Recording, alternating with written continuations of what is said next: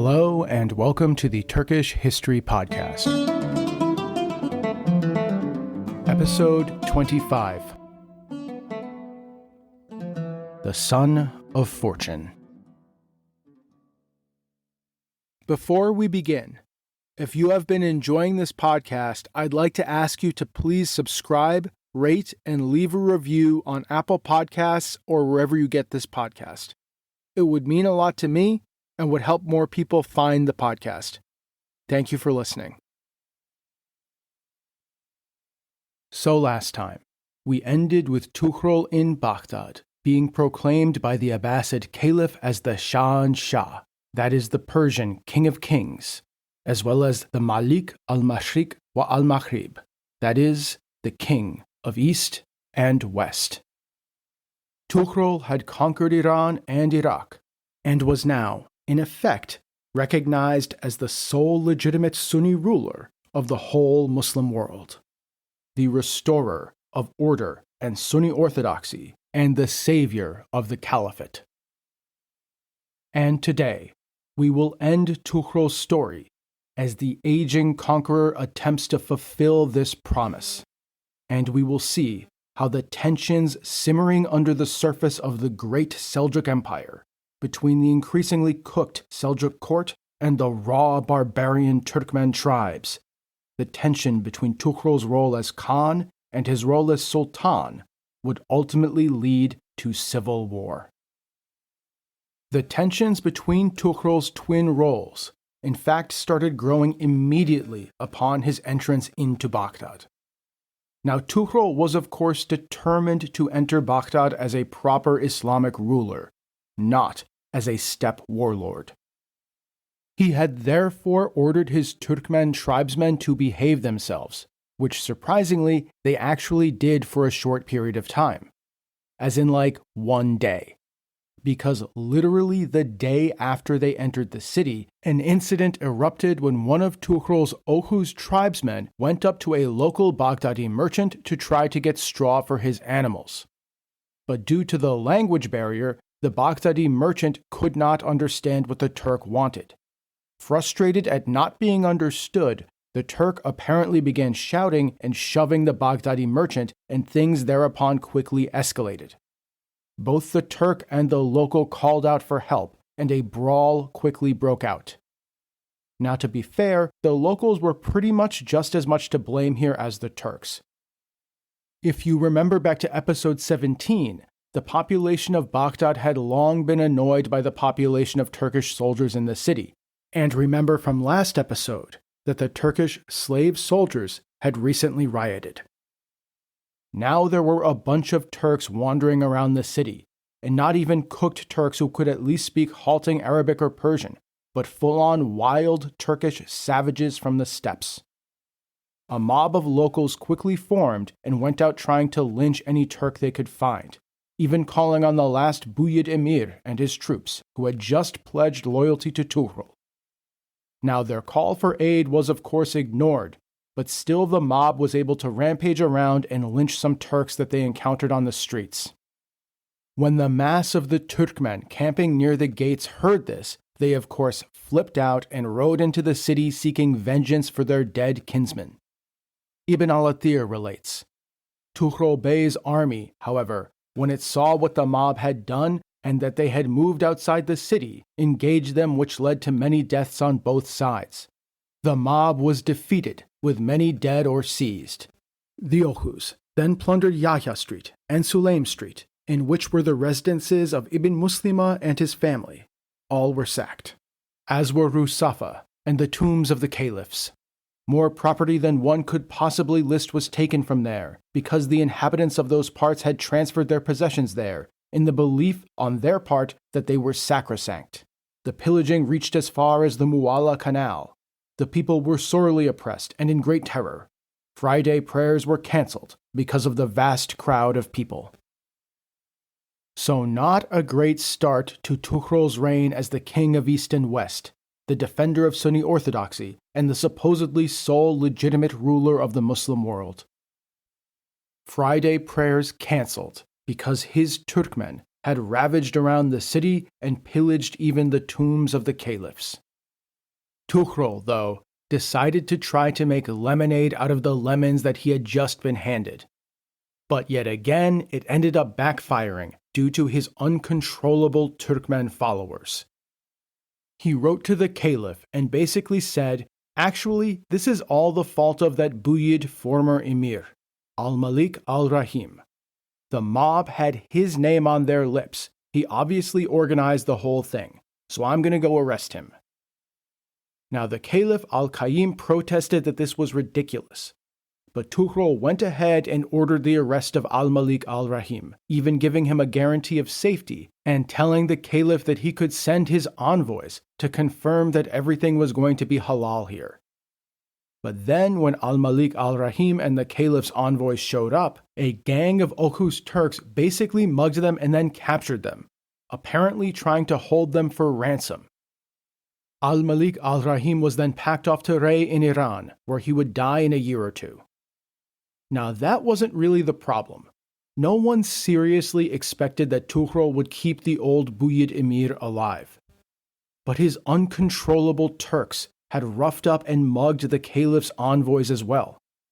Yet again, his wild Turkmen were having a hard time fitting in Baghdad, to say the least. And they were making Tughrul look really, really bad. The Caliph al-Qayyim was now furious with Tughrul. He wrote to him demanding that his envoys be released and have their property returned to them, and then he threatened to leave Baghdad himself if his demands were not met. And we can see here the beginnings of the tension between the Seljuk court and the Caliph that would grow over time. Because though the Seljuks relied on the Caliphs for legitimation given their steppe roots and barbarian origins, they still knew that at the end of the day they had the troops and they were the ones in charge. Tughrul, for now though, decided that he couldn't afford to let his relationship with the Caliph further deteriorate, so he decided to release some of the Caliph's men, most of whom then fled to al-Basasiri, that Shia commander of the guard who had fled Baghdad at the end of our last episode, and who was now, at this very moment, in Syria and conspiring with the Shia Fatimid Caliph of Egypt. It appears that it was also around this time that a large part of the Baghdad Turkish slave garrison also fled the city and joined up with their old commander, al-Basasiri, in Syria. With his relationship with the Caliph al-Qayyim now sort of back on the right track, though at a heavy price, Tughrul now decided to tie his family more closely to the Abbasids. Hopefully, this would both enhance the legitimacy of his regime and bind the Caliph closer to him. In April 1056, just 4 months after entering Baghdad, Tughrul announced that the Caliph would marry a member of his own family. And this seems as good of a place as any to say that Tughrul was childless. We don't know why, but as his wife had children from a prior marriage, and as he had a variety of concubines and wives, in all likelihood, it was that he himself was biologically infertile. Had he had a daughter, no doubt he would have married her to al-Qayyim, but unfortunately he was forced to marry off his niece, a daughter of Chahri named Arslan Khatun, to al-Qayyim. The sources say that the Caliph accepted this, but you do get the sense that he wasn't totally thrilled about it. Traditionally, the Caliphs had not married anyone. Like the Ottoman sultans in the future, they would have consorts, concubines, and courtesans, but not actual official wives. It speaks volumes to the power that Tughrul had accumulated. Here he was, dictating the marriage of the commander of the faithful, the successor to the prophet of the Lord of the universe, and commanding him not only to marry, which was itself outside of all tradition, but to marry his niece, a Turkish princess. As 1056 wore on, Tughrul's stay in Baghdad was becoming increasingly unwelcome in the city. The Iraqi countryside simply could not support the number of Turkmen nomads that Tughrul had brought with him for a sustained period of time. As the Oghuz grazed their herds throughout the land, stripping it bare, the price of food in the cities more than doubled. Additionally, The Oghuz would kind of just plunder and pillage smaller towns and villages in the vicinity of Baghdad. And in Baghdad itself, tensions continue to grow with the local population, who, remember, had long found the presence of Turks in the capital deeply annoying to say the least. And that was before Tughrul had billeted them in people's homes. Ibn al-Athir writes, Sultan Tughrul Bey's stay in Baghdad lasted long, and the nuisance caused by his troops affected hosts of people. They were harassed by them in their homes, for the troops took up billets there, confiscated their provisions, and perpetrated every sort of forbidden act against them. This naturally caused bitter resentment among the Iraqi population, who, of course, began grumbling against Tughrul. No doubt many bitterly joked that this man, this illiterate barbarian from the steppes, with his rapacious and wild tribesmen, was playing dress-up as a Muslim ruler. The man couldn't even speak Arabic or Persian, yet he called himself the Shah and the Sultan. Here he is, promising to restore order, while his savages pillage the countryside and rampage through the capital, even plundering the tombs of the caliphs. So in late 1056, I'm sure summoning all of his courage, Caliph al-Qaim formally admonished Tughrul. Now he didn't do this directly. Instead, he had his Grand Vizier Ibn Muslima give a message to Tughrul's Grand Vizier Kunduri, who then passed it on to Tughrul. The Caliph was again threatening to remove himself from Baghdad if Tughrul would not right the situation. Tughrul told the Caliph, look, you have to understand that I cannot really control these Turkmen tribesmen. But he knew that the situation was becoming untenable. According to Ibn al-Athir, that night he had a dream where God threatened to remove the divine grant of authority that Tughrul held as a result of the injustices being suffered by the people. But even without a divine dream, Tughrul must have known that he could not stay in Baghdad any longer. Even his Turkmen tribes were getting tired of it. Reportedly, they came to him and complained about the pasturage for their herds running out. This land is ruined. There is neither food nor fodder here, and we have no funds left. We cannot stay indefinitely on the backs of horses. And so, in January 1057, just over a year after he had first entered the city, Tughrul led his army out of Baghdad and towards northern Iraq. He was driven as much by his need to find pasturage for his Oghuz followers as he was by his desire to enforce his new claim to be the sole legitimate Muslim ruler. He had already received the submission of many of the emirs of Iraq, but the powerful emir of Mosul in the north still withheld recognition. Tughrul likely hoped to secure his claim to rule all of Iraq before riding into Syria and ultimately down through the Levant, and from there conquering Egypt and overthrowing the Shia Fatimid Caliph in Cairo. But leaving Baghdad was also a gamble because al-Basasiri, the Shia former commander of the old Buyid slave guard who we introduced last time, was out in Syria, gathering troops and cozying up with the Fatimids. The Fatimids had made him governor of Rabah in Syria, and he drew on popular discontent with the deprivation caused by the Turkmen raids to gather support, and he also began to reach out to the Bedouin of the desert to get his own wild troops.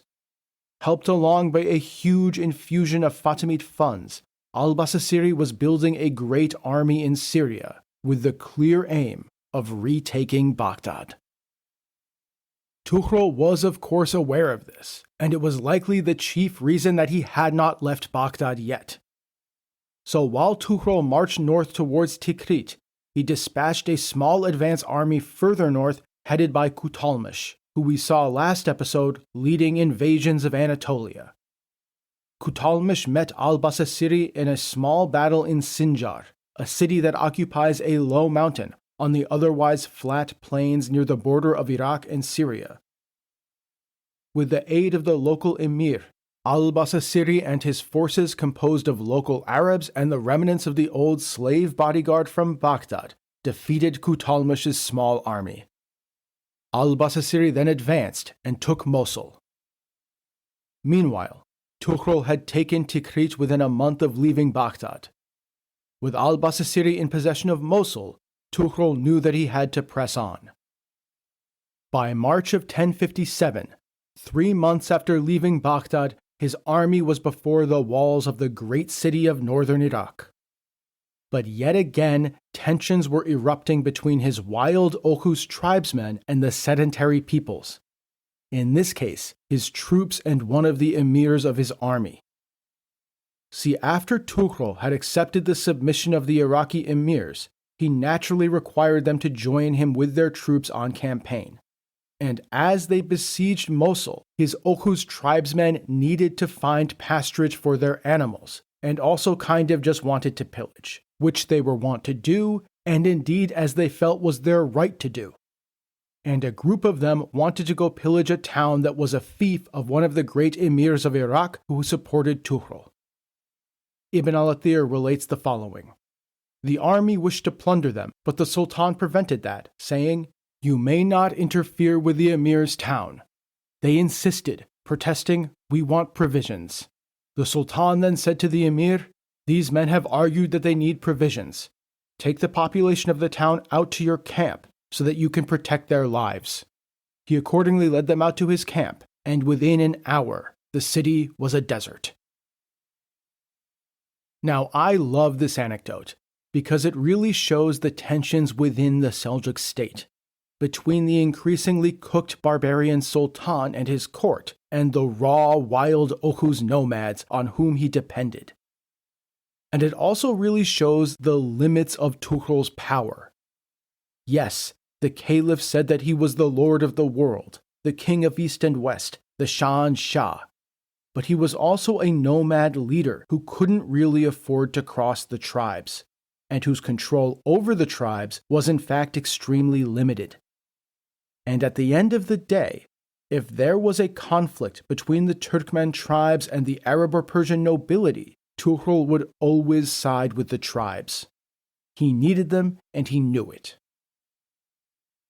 But despite these tensions within the Seljuk army, there was no way for al-Basasiri to hold Mosul.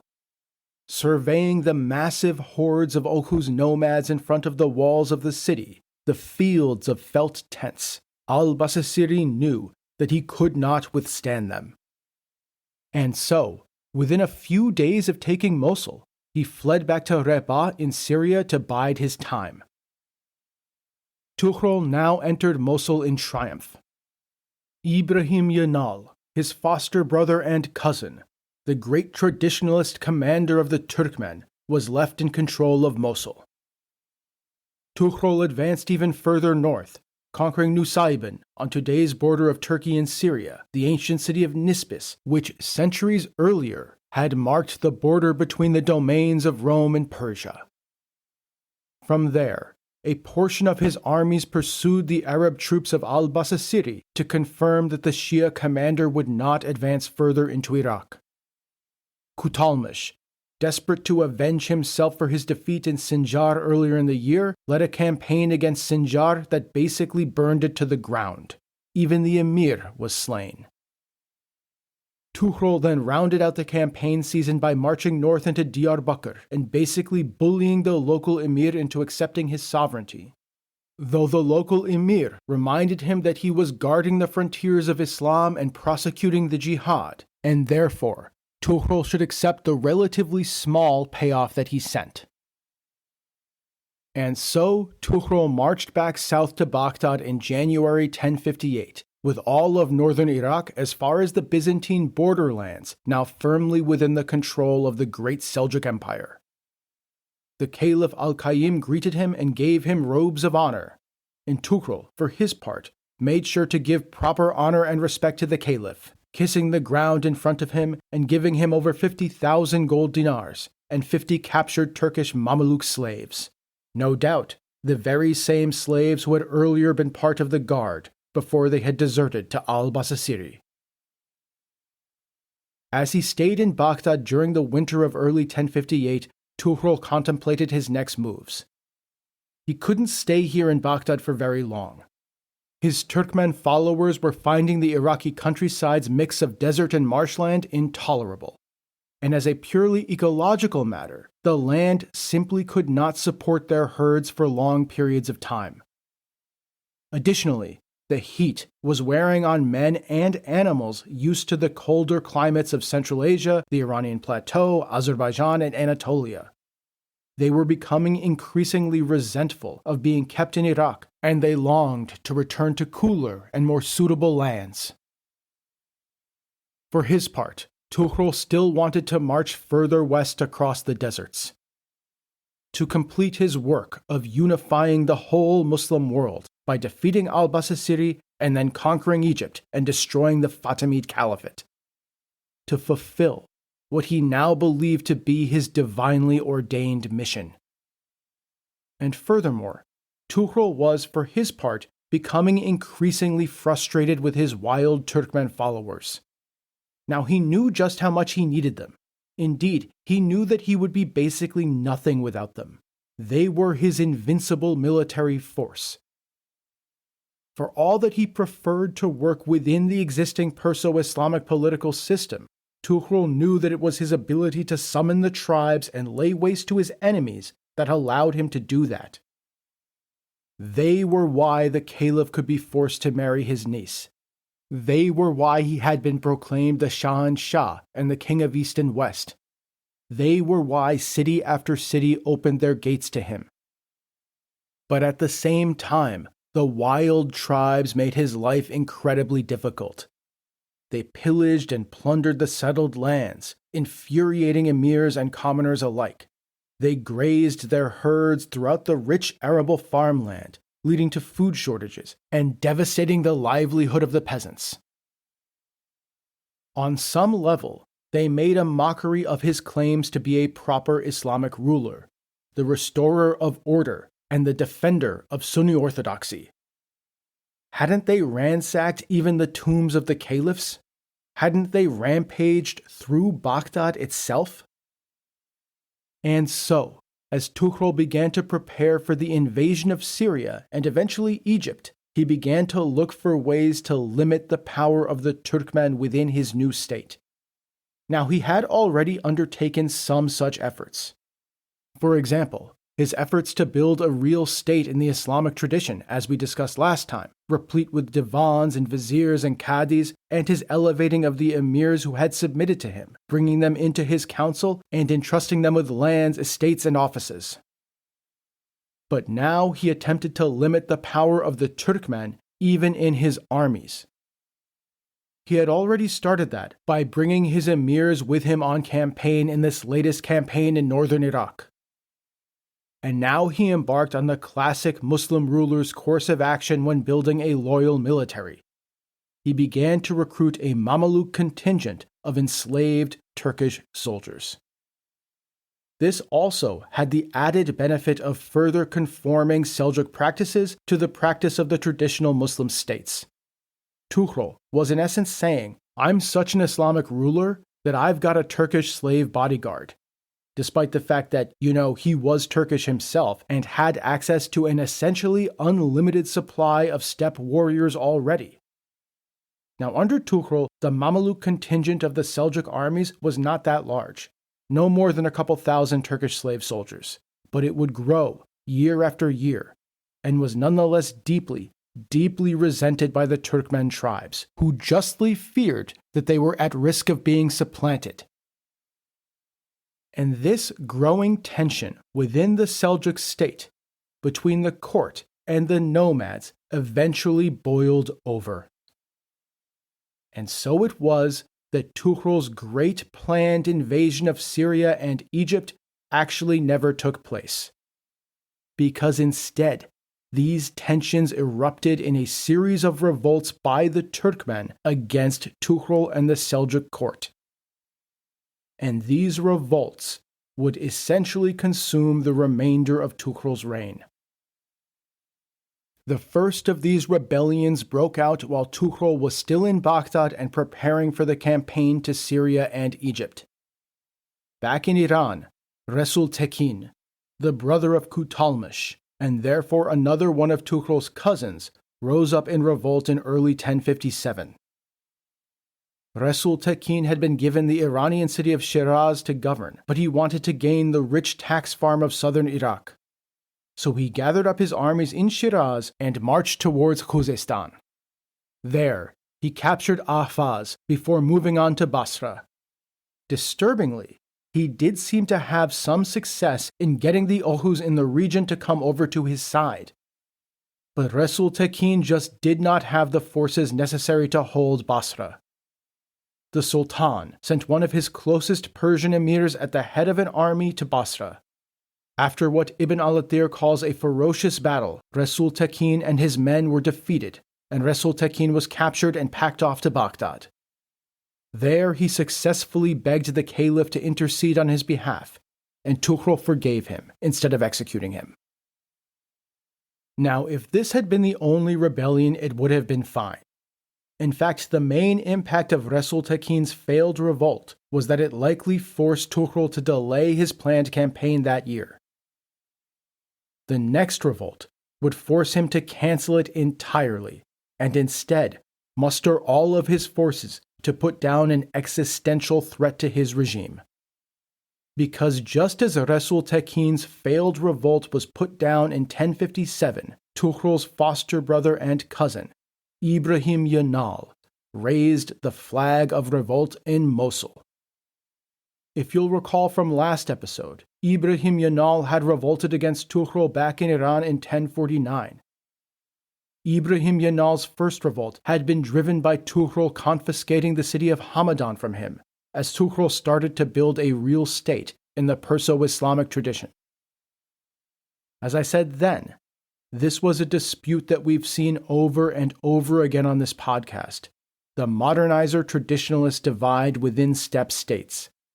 The conflict between those like Tughrul, who wanted to build a sedentary-style state, the cooked barbarians, as the Chinese would have said, and those who wanted to keep to the steppe tradition, like Ibrahim Yanal, the raw barbarians, as the Chinese would have said.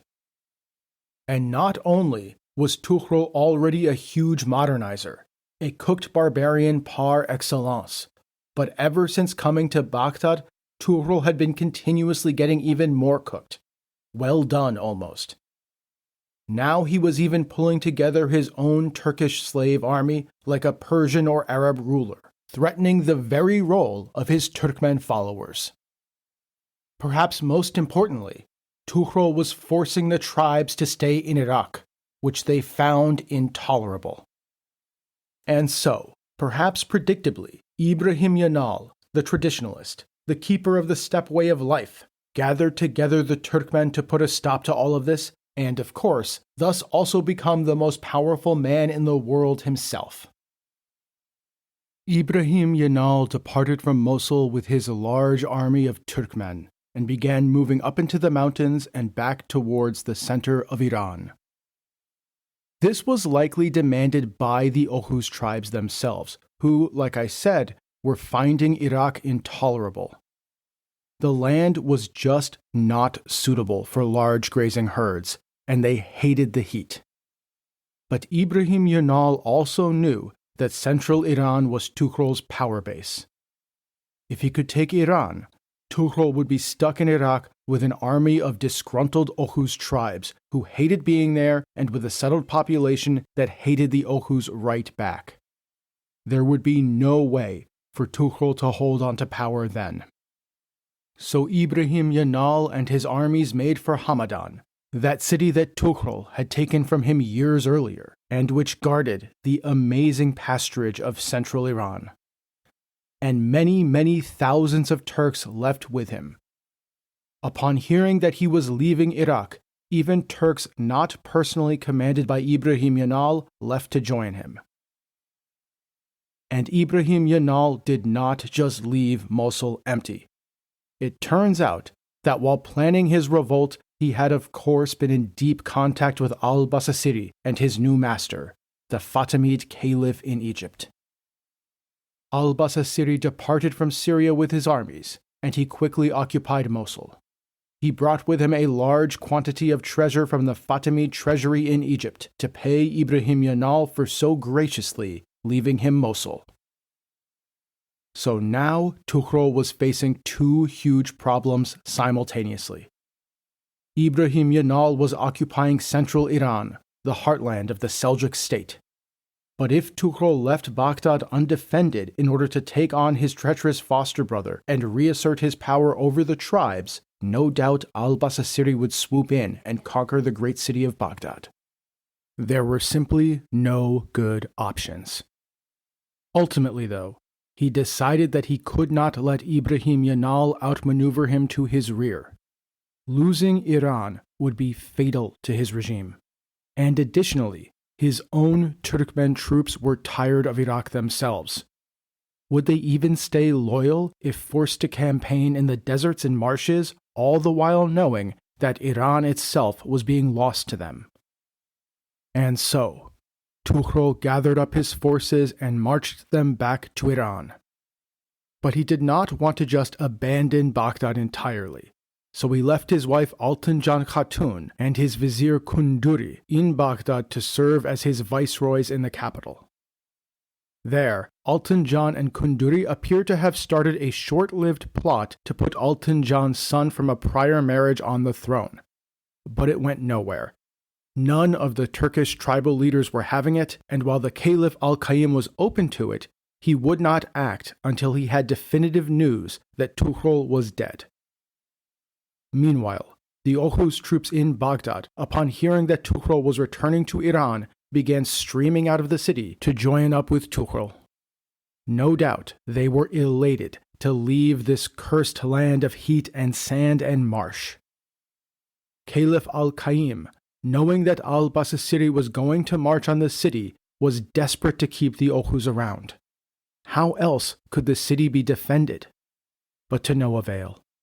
Many thousands of Oghuz left to join their leader or to join Ibrahim Yanal. And so, Iraq was denuded of Turkish troops.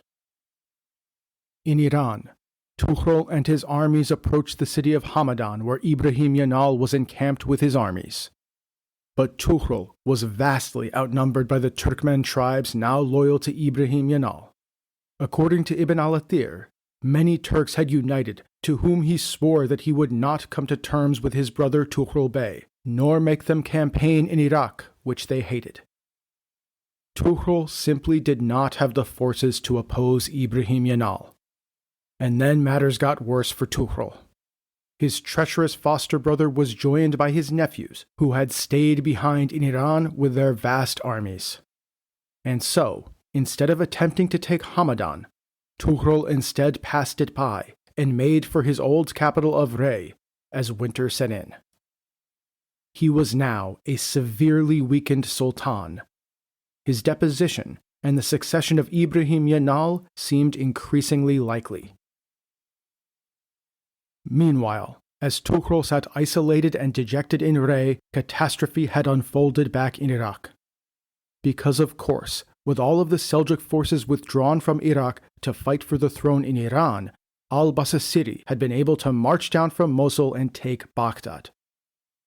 The Shia, former commander of the Abbasid Caliph's Mameluke bodyguard and the current servant of the Fatimid Caliph of Egypt, had entered the great city on Sunday, December 27th, 1058, while Tughrul was hunkered down in Rey, surveying his bleak options.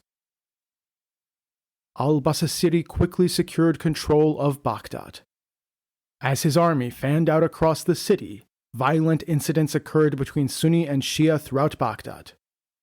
Quite bravely, considering that he had no real troops at his disposal, the Abbasid Caliph al-Qayyim attempted to mount a resistance. In the words of Ibn al-Athir, the Caliph rode out, wearing ceremonial black with the messenger's cloak over his shoulders and carrying the sword of Muhammad. Above his head was the banner of the messenger, and he was surrounded by a company of Abbasids and palace eunuchs with drawn swords. But predictably, this doomed defense failed, and the Caliph and Ibn Muslima were both captured by al-Basasiri. Caliph al-Qayyim would be imprisoned in the city of Anna in northern Iraq, close to Syria, where he could be kept an eye on. Al-Basasiri clearly felt that even in victory, it would be too much to execute the Abbasid Caliph. Better to use him as a negotiating chip with Tughrul. But al-Basasiri would not be so lenient with his hated rival Ibn Muslima, the Sunni fanatic who had allied with Tughrul and driven him from Baghdad years earlier. Ibn al-Athir relates, Ibn Muslima was brought out from his prison in the Tahiri Hammam.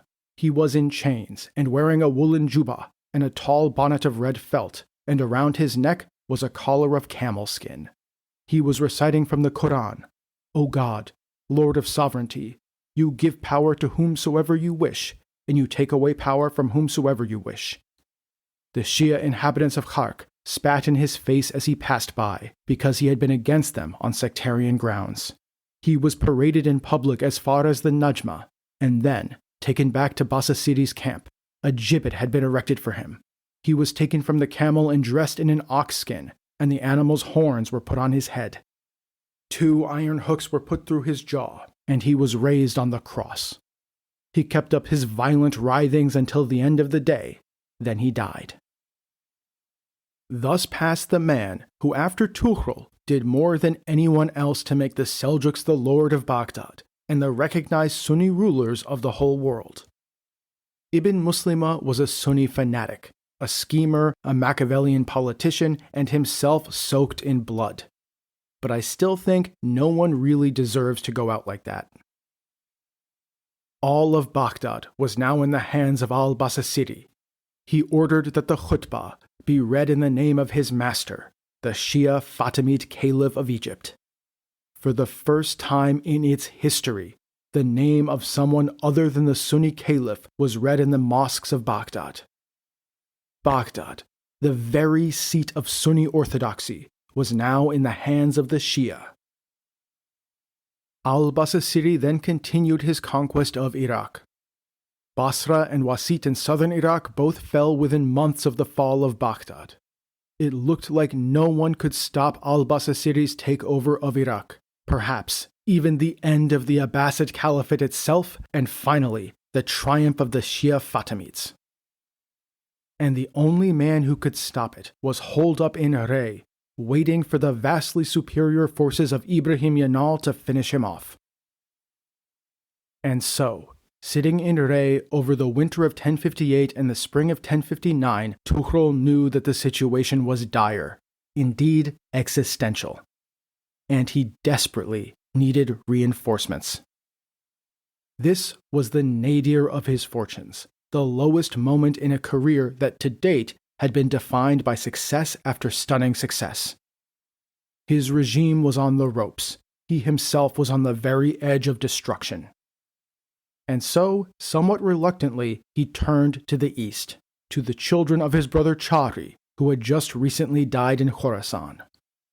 Upon his death, Chari had been succeeded by his son, the famous Alp Arslan, the man who was destined to succeed Tughrul, and whose name can be found everywhere in Turkey today. Tughrul wrote to Alp Arslan and his brothers Yakut and Kavort, begging them for aid.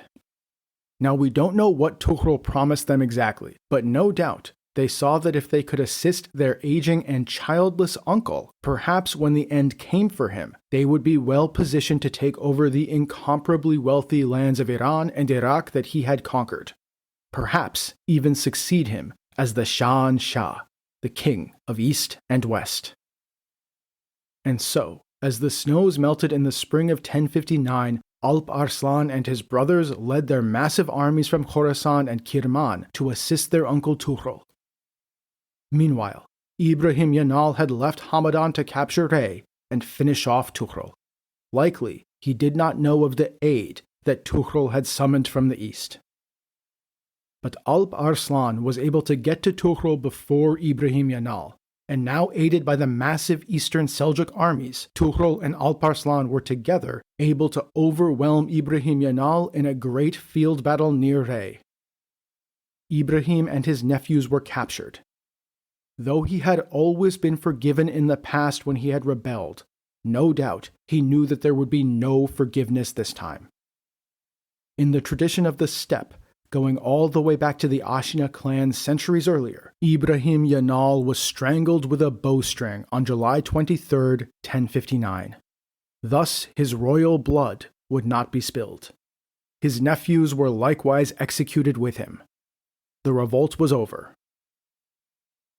Against the odds, Tughrul had pulled off a comeback, and now he gazed back towards Iraq. Tughrul could not accept a Fatimid Caliph in Baghdad. So much of his legitimacy was tied up in being the defender of Sunni orthodoxy that it would have been a grievous blow if it was under his watch that the Abbasid Caliph had been driven out of Baghdad, the great seat of Sunni orthodoxy. But at the same time, it was also now very clear that there were limits to what his Oghuz followers could tolerate. Their hatred of Iraq had been very clearly demonstrated when they sided with Ibrahim Yanal. And yes, Tughrul had reinforcements from the east now, but they would hate Iraq just as much as the other Turkmen tribes. And in any event, he could not leave the east completely unguarded. Alp Arslan and Kavurt and their men would have to return to the east, to guard against the Ghaznavids and the Karakhanids. So Tughrul wrote to al-Basasiri and basically said, "Look, neither of us really want me to reinvade Iraq. So why don't you go restore al-Qayyim as the caliph in Baghdad and restore my name to the coinage and read the Friday khutbah in my name and in the name of al-Qayyim? If you are willing to agree to that, then I'll accept you as the de facto ruler of Iraq, in addition to ruling in Syria as the Fatimid governor." But al-Basasiri just could not agree to this. In all likelihood, he knew that the Fatimid Caliph in Egypt would never accept it. And there are some indications in the Islamic histories that al-Basasiri was coming into conflict with the vizier and civil administration of the Fatimid Caliphate back in Cairo, and maybe he thought that agreeing to this proposal from Tughrul would be the end of him.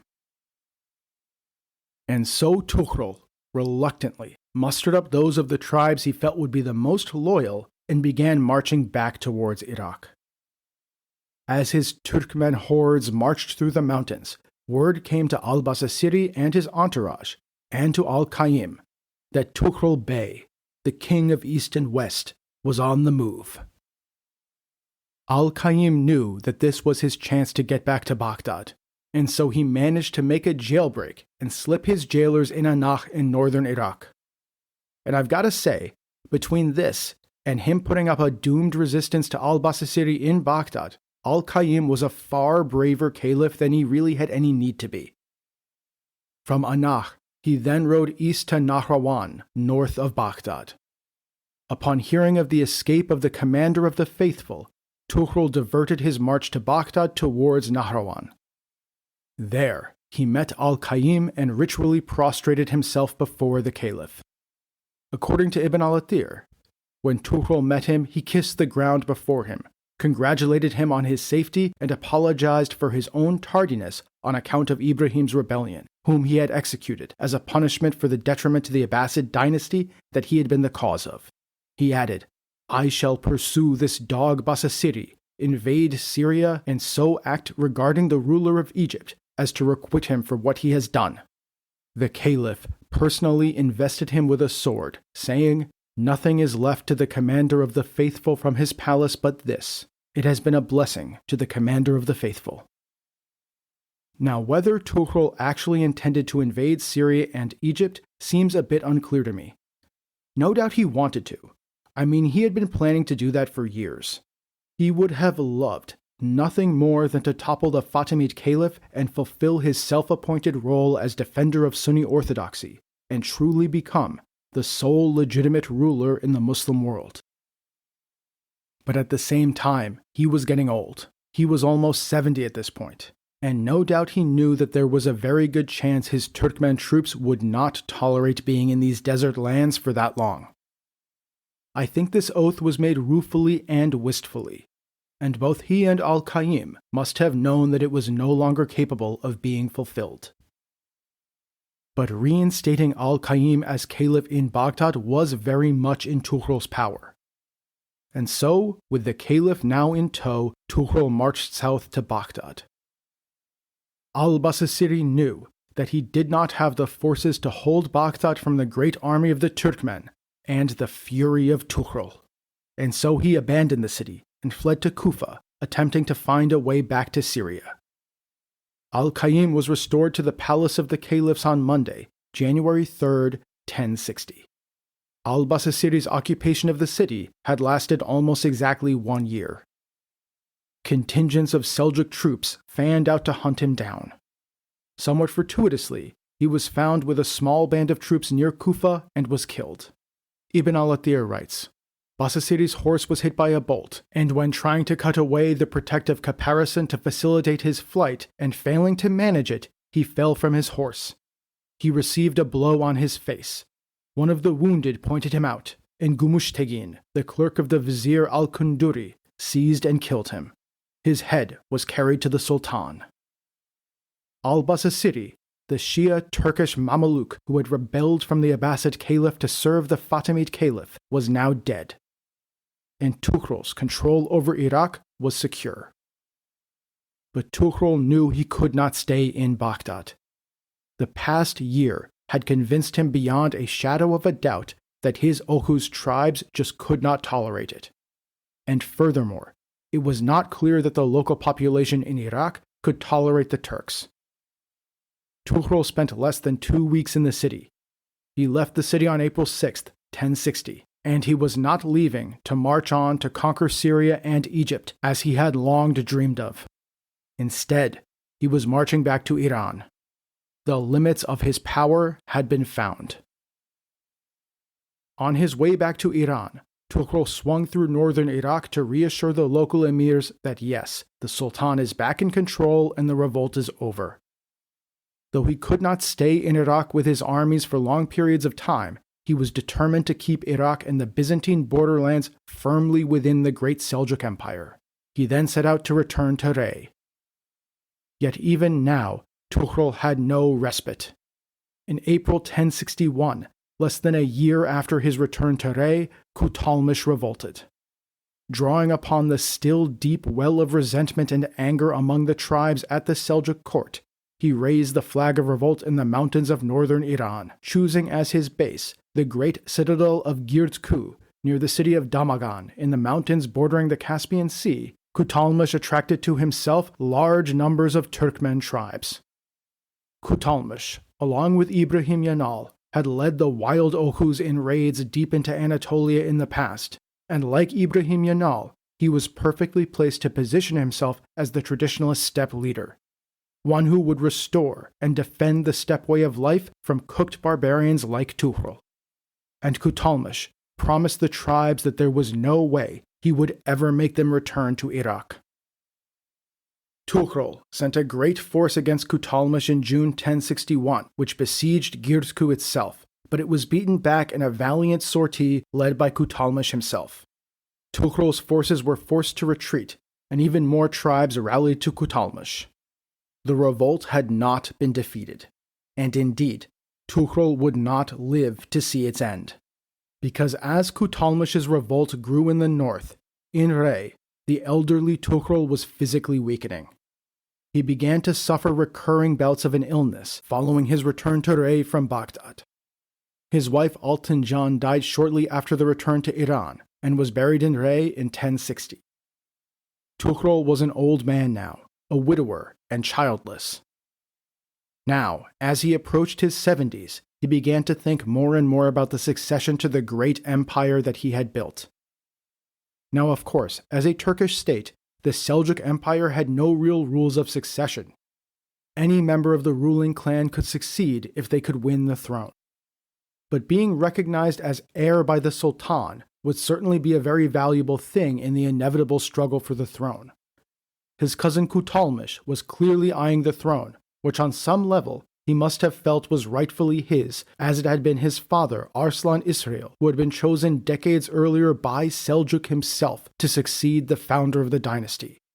And Kutalmish was now of course in open revolt, seeing the inevitable death of the aging Tughrul as his chance to finally take the throne.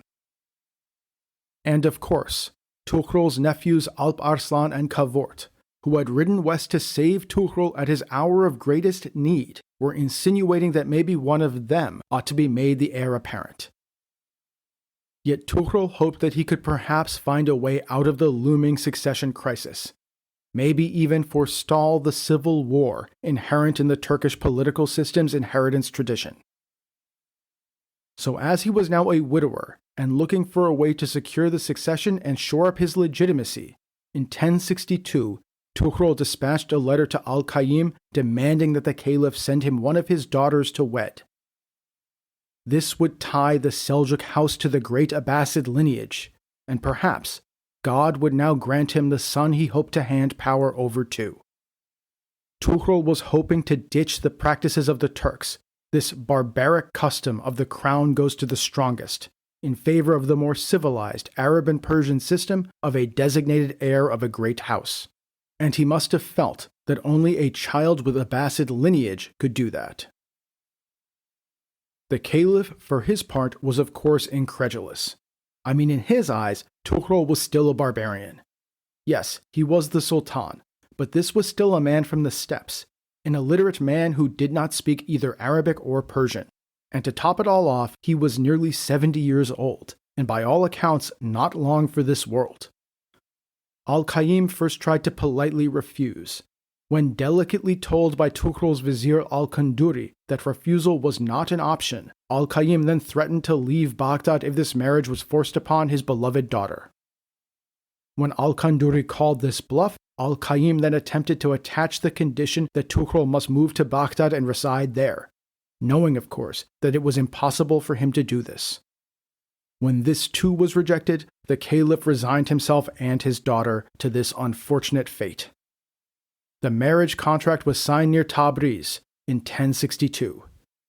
This was completely unprecedented. Never before had a sultan or an emir married into the Abbasid lineage. And indeed, never before had a sultan had the power to force such a thing upon a caliph.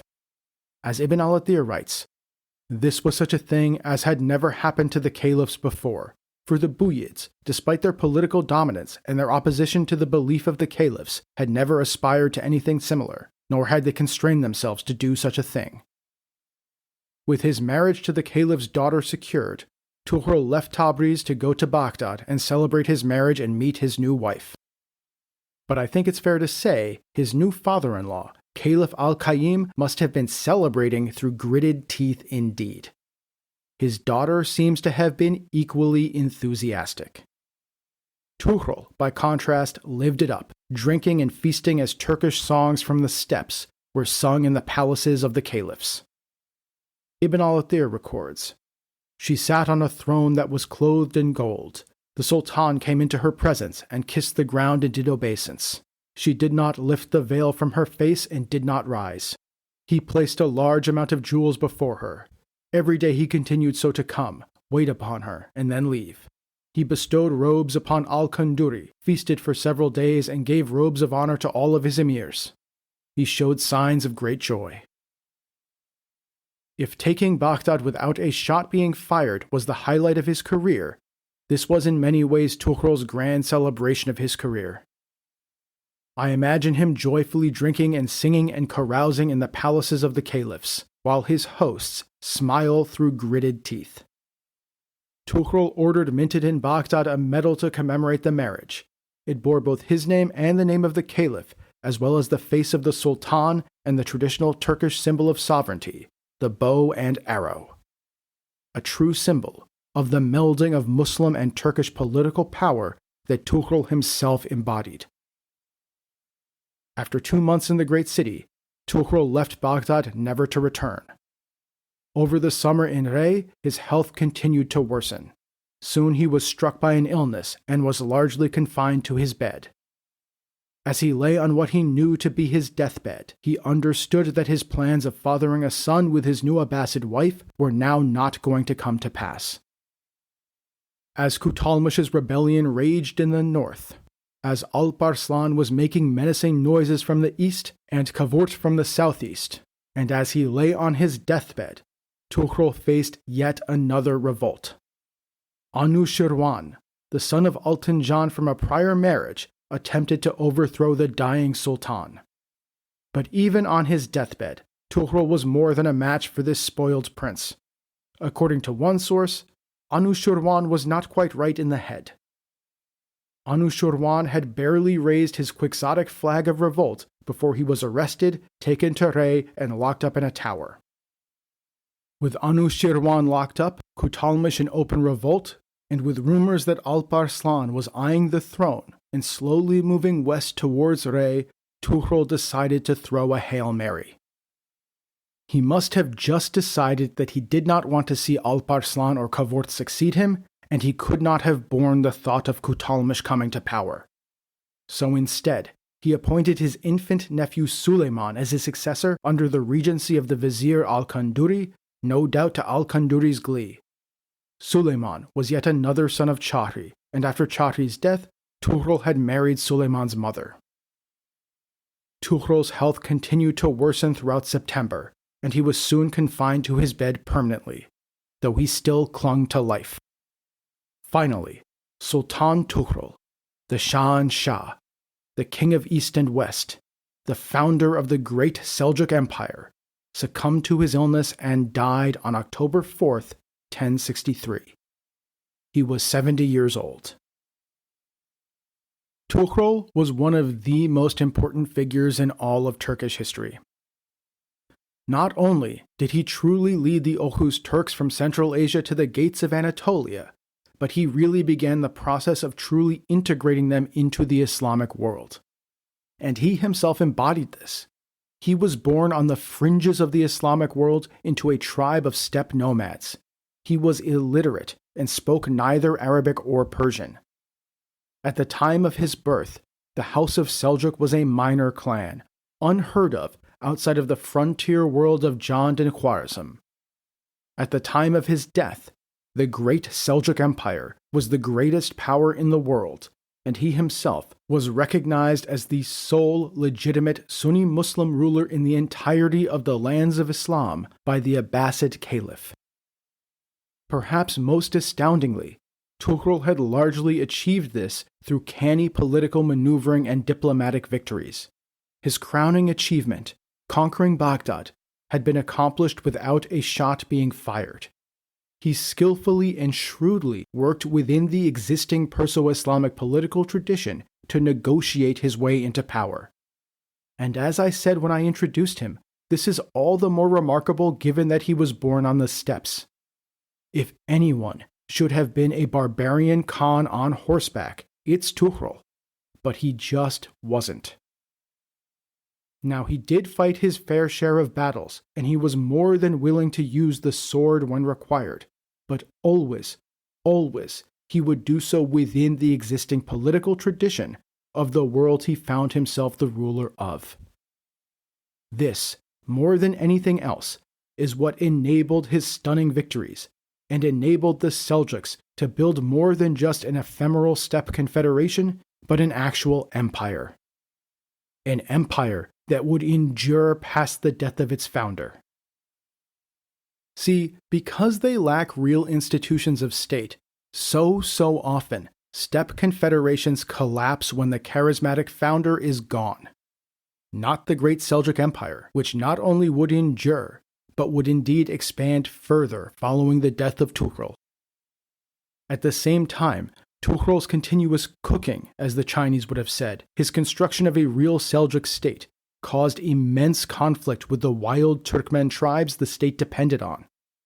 As we have seen, this has already led to civil war, and it indeed stopped Tughrul from fulfilling his dream and conquering Egypt, overthrowing the Shia Fatimid Caliphate, and truly reknitting the lands of Islam. And this tension between the court and the tribes is going to continue, and it's going to continue to drive so much of Seljuk history. But for now, Tughrul lies dead. The founder of one of the greatest empires in world history, and the man who truly delivered the Muslim world to Turkish rule. Writing in the 12th century, the famous Turkish scholar Mahmud Kashgari wrote, "I saw that God Most High had caused the sun of fortune to rise in the zodiac of the Turks, and he set their kingdom among the spheres of heaven, and he called them Turk, and gave them rule, making them the kings of the age, and placing in their hands the reins of temporal authority, appointing them over all mankind." This rising of the sun of fortune in the zodiac of the Turks, this deliverance of the lands of Islam into the reigns of Turkish rule was really accomplished by Tughrul, the king of East and West, the man who built the Great Seljuk Empire and who paved the way for all future Turkish political entities in the Muslim world. And next time, we will discuss the aftermath of the death of Tughrul, as the inevitable succession crisis rears its head and a new sultan arises.